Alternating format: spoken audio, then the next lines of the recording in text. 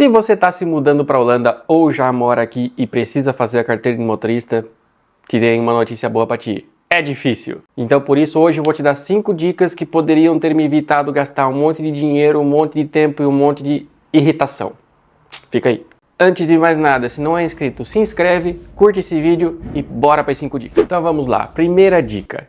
Dirija sempre antecipando situações. Sempre esteja pensando o que pode acontecer além do que você está fazendo agora.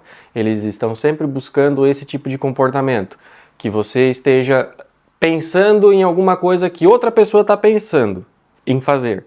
Parece estranho? Parece estranho. Eu demorei muito tempo para pegar essa manha, porque eu sempre estava olhando, percebendo o que estava acontecendo, mas nunca pensando, a 100 metros uma pessoa pode cruzar na minha frente ou um carro pode entrar na minha frente porque eu não estou vendo. Então pense sempre o que pode acontecer em antecedência para se preparar com antecedência. É o que eles querem. Por exemplo, você está numa via de 30, onde a direita tem prioridade, mas aparentemente não tem nenhum carro chegando. Então você continua seguindo, só que eles querem que você pense que tem um carro chegando para você se antecipar, reduzir a velocidade.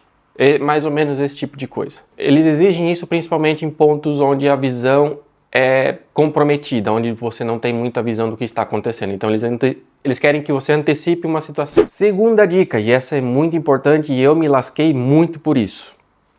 Olhar, olhar e olhar. Esteja sempre olhando. Não interessa se não tem ninguém, continue olhando. Mas e olhando. Mostre que você está olhando. Só mexer o olho assim não vale. Tu tem que mexer a cabeça. Quando tu mexe a cabeça, daí tu tá olhando. Eu dizia que eu tinha que ser uma desesperada. Como a Alec falou agora, parece que tem que estar desesperado, sempre olhando. Mas desesperado também não vale, porque eu fiz isso um dia. Fiquei assim. Errado. Tem que ser natural. Fica a dica. Olhe muito naturalmente. Se tu forçar a olhar, eles vão te reprovar também. Não olha pra mim, amor. Eu sou acostumado a olhar.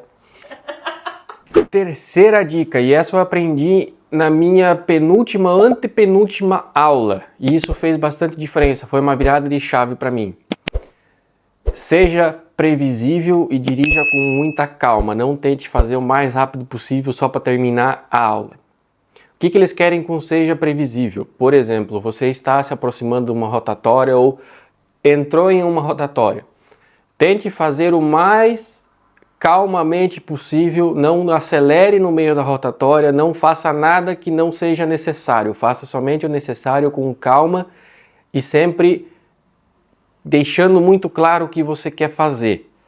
Não precisa falar, mas só no ato que tu faz, calmamente, olha, dá o sinal, olha, movimenta teu carro com calma, isso já faz com que eles entendam. Ele tem controle sobre o que ele está fazendo com calma e segurança. Sempre segurança é o que eles querem. Dirija com segurança. Fez erros? Não tem problema, desde que tu não colocou ninguém em perigo ou a sua própria vida em perigo. Mais um adendo, se tu cometeu um erro, por exemplo, deveria entrar para a direita na próxima rua e tu não entrou na direita. Não tem problema, eles não vão te provar porque tu não entrou na direita. Mas tu tem que saber como resolver esse problema que tu criou. É o que eles querem. Se tu criou um problema, resolva. Quarta dica. Isso é um ponto que muda bastante da lei do Brasil. Porque são regras diferentes. Algumas são parecidas, algumas são iguais, mas outras são totalmente novas pra gente que vem do Brasil. Tenha muito cuidado em rotatórias e muito cuidado com ciclovias. Nem sempre o carro tem preferência, nem sempre quem está dentro da rotatória tem preferência. Então entenda muito bem a lei, entenda muito bem as regras e aplique. Preste muita atenção. Isso entra muito com a segunda dica que eu dei. Olhe muito, preste muita atenção ao seu redor, porque as bicicletas elas aparecem assim, ó, pá! Quinta dica, e essa eu acho que para mim é uma das mais importantes porque eu sofri muito com isso. Tente colocar o seu emocional à prova. Sei que é difícil porque a gente quer muito conseguir a carteira, só que o emocional, e eles te colocam uma pressão emocional para tu ficar, não diria fragilizado, mas eles te colocam em um ambiente onde tu fica, ai meu Deus, e agora o que eu faço, como eu resolvo? Então tente deixar o seu emocional tranquilo, zen. Quando eu aprendi a fazer isso, as coisas fluíram. Dicas dadas, vou falar um pouquinho como foi a minha experiência, o que essas dicas teriam me ajudado ou não. Provavelmente tu já entendeu o que eu passei, porque eu estou fazendo esse vídeo, então o quanto eu me esforcei, o que eu tive que fazer para passar. Começando lá na parte teórica, eu tive que fazer 5 vezes, por quê? Estava nervoso, não tinha me preparado o suficiente, não prestei atenção o suficiente, então eu fiz 4 vezes e na 5ª vez eu passei. Da parte prática, a prova prática, quantas vezes eu tive que fazer? Reprovei em 2 vezes e passei na 3ª. Por quê? Porque na primeira vez eu não olhei o suficiente e eu cometi um erro grave que eu possivelmente me coloquei em risco. Eu não estava em risco, mas eu estava numa rua de 30 por hora, tinha um ciclista na minha frente, não tinha ninguém além do ciclista, eu resolvi ultrapassar o ciclista. É permitido ultrapassar o ciclista? É. Porém, naquele momento que eu escolhi ultrapassar, tinha uma rua na minha esquerda, apesar de eu ter a preferência, nesse caso, a pessoa da minha esquerda deveria dar a preferência para mim, eles queriam que eu antecipasse uma situação de risco. Então eu reprovei porque eu estava ultrapassando numa situação de risco. A segunda vez que eu reprovei foi por causa de não olhar o suficiente. A gente aprende no Brasil que a gente tem que olhar os retrovisores, mas não necessariamente tu precisa virar a sua cabeça, tem que apontar o nariz. Eles querem que tu aponte o nariz para onde você está olhando. Só mexer o olho não resolve. Inclusive para o ombro, eles querem que tu olhe para o ombro, são a sequência. Eles vão te ensinar a sequência e respeite essa sequência. Finalmente eu passei. O que me ajudou a passar? Me manter muito calmo. Isso foi um aprendizado que eu tive comigo mesmo, porque eu ficava muito nervoso. Eles te colocam em situações para te deixar nervoso, para ver como tu se comporta com esse nervosismo. Uma coisa que me favoreceu fazendo o exame foi coincidência, não foi premeditado. Eu fiz a prova prática exatamente no período de férias dos holandeses, então as ruas estavam completamente vazias. Se eu cruzei com 4 carros durante os 40 minutos que eu estava dirigindo no exame, foi muito. Então isso facilitou bastante. Se tu puder, acho que não é uma regra, é uma dica extra. Se tu conseguir coincidir a sua prova com o período de férias de verão, talvez seja uma boa, mas eu não posso garantir. Quanto tempo eu gastei para fazer o processo, desde o início até pegar a minha carteira de plástico?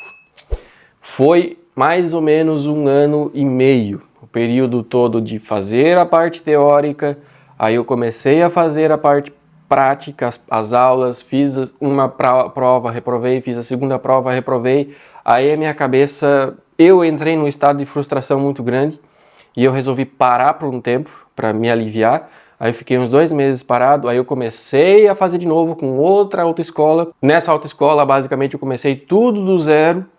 Logicamente, tudo do zero não, mas até o instrutor pegar o que eu tinha que fazer, o que eu tinha que melhorar, o que já estava bom. Foi mais um punhado de aulas. E aí eu fiquei apto para fazer a prova. Então esse período, desde o início até eu conseguir a carteira, foi mais ou menos 1 ano e meio. Quanto eu gastei para fazer tudo isso? Prepara os bolsos, porque é caro. E é bem caro. No meu caso, como eu fiz 5 provas teóricas, é mais ou menos 50 euros cada prova. Vai fazendo a conta aí.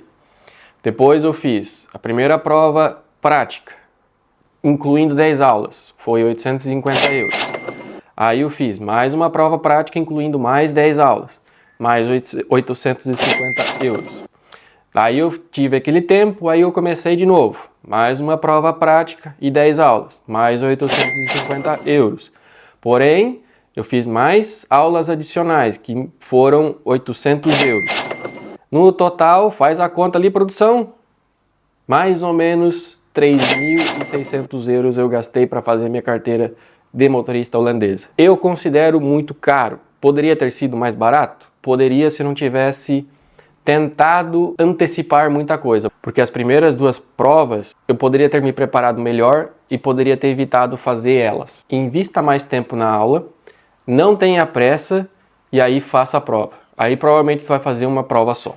Não cometa o mesmo erro que eu cometi. Então, como um resumo de toda a experiência, eu estou juntando a experiência que a Lê teve também. Quando tu for contratar uma autoescola, preste muita atenção. Tu consegue saber o índice de aprovação deles olhando no CBR. O CBR é o Detran daqui. Preste muita atenção.